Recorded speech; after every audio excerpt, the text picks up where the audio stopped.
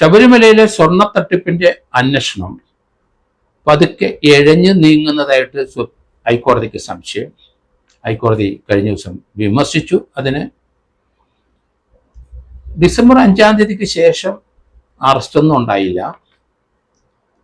SIT team പതുക്കെ സഞ്ചരിക്കുന്നു എന്ന് തോന്നി ഹൈക്കോടതി അത് കൃത്യമായിട്ട് പറയുകയും ചെയ്തിരിക്കുന്നു.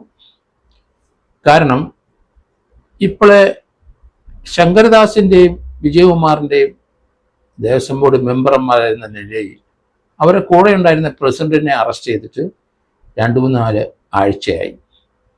ആ ദേവസ്വം ബോർഡ് പ്രസിഡന്റിനെ അറസ്റ്റ് ചെയ്ത് അദ്ദേഹത്തിൻ്റെ കൂടെ ഒപ്പം നിൽക്കുന്ന ദേവസ്വം ബോർഡ് മെമ്പേഴ്സ് ശങ്കരദാസും വിജയകുമാറുമാണ്.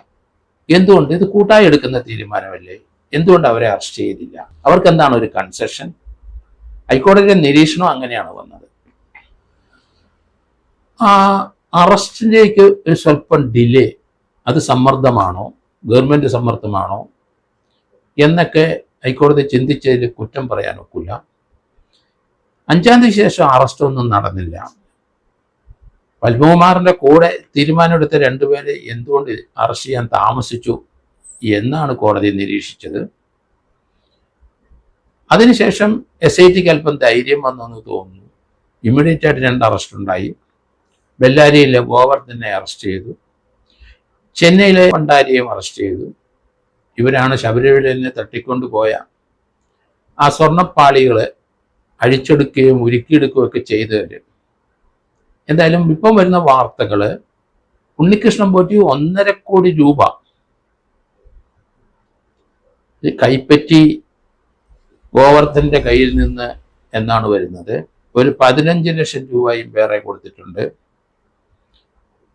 രമേശ് ഭണ്ഡാരിയുടെ എത്ര വാങ്ങിച്ചു എന്ന് നമുക്കറിയില്ല, ഇതുവരെ അത് വെളിയിലോട്ട് വന്നിട്ടില്ല.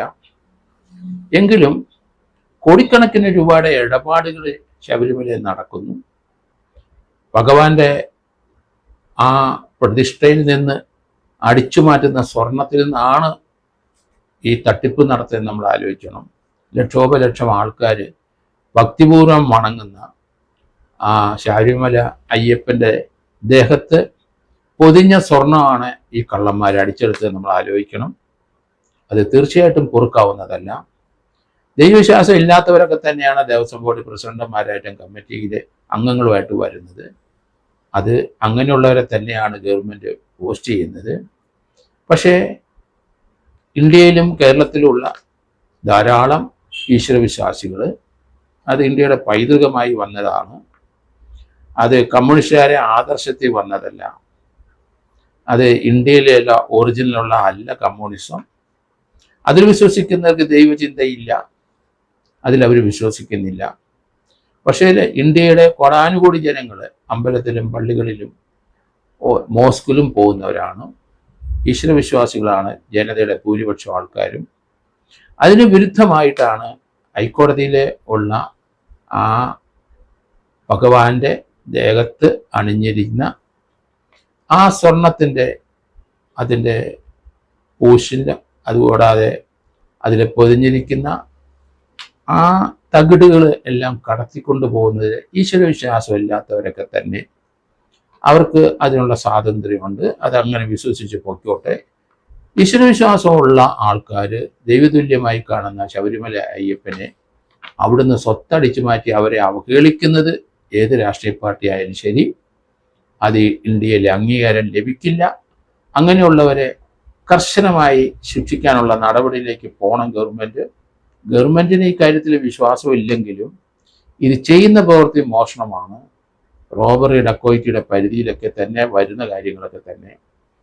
അതുകൊണ്ട് ആ ശബരിമല അയ്യപ്പൻ്റെ ധാരവാല ശില്പത്തിലെ പൊതിഞ്ഞ സ്വർണം അടിച്ചു മാറ്റി അതിൽ നിന്ന് പണം സമ്പാദിച്ചു എന്ന് ഇപ്പം തെളിവായി.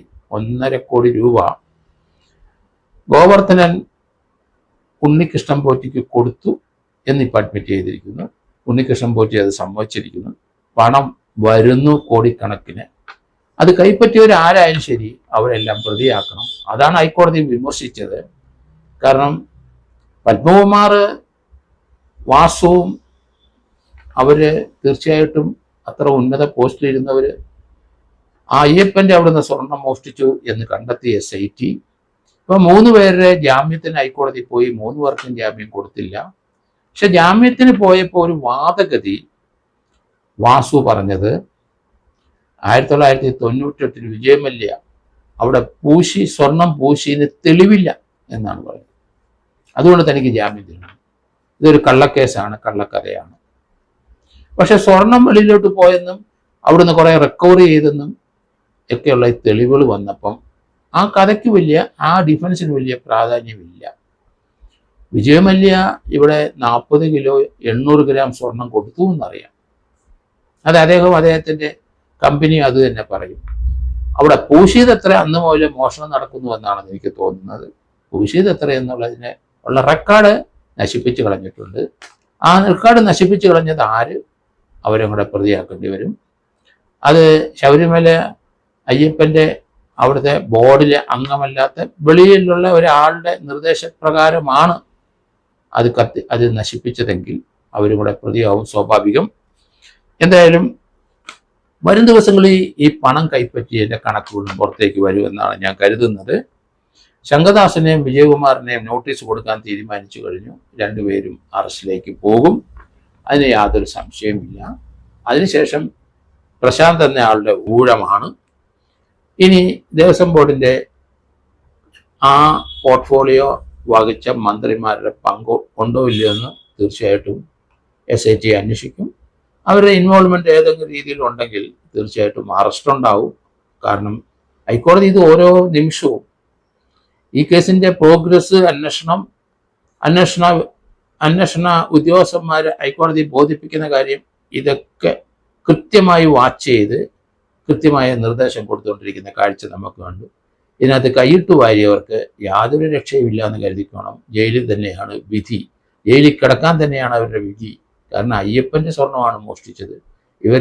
അത് സംരക്ഷിക്കാനായിട്ട് ഇവരെ ഏൽപ്പിച്ചവരെല്ലാവരും അത് മോഷ്ടിച്ചുകൊണ്ട് പോയെന്ന് പറഞ്ഞാൽ ആ കുറ്റം പൊറുക്കാവുന്നതല്ല. അത് ഹൈക്കോടതി പൊറുക്കില്ല, കേരളത്തിലെ ജനങ്ങളും പൊറുക്കില്ല. അതുകൊണ്ട് അവരോടൊരു സഹാനുഭൂതിയുടെ ആവശ്യം ഇത്തരത്തിൽ കേരള ജനങ്ങൾക്കില്ല. മോഷണമാണ് അവർ നടത്തിയതെന്നുള്ള കാര്യം മറന്നു പോകരുത്.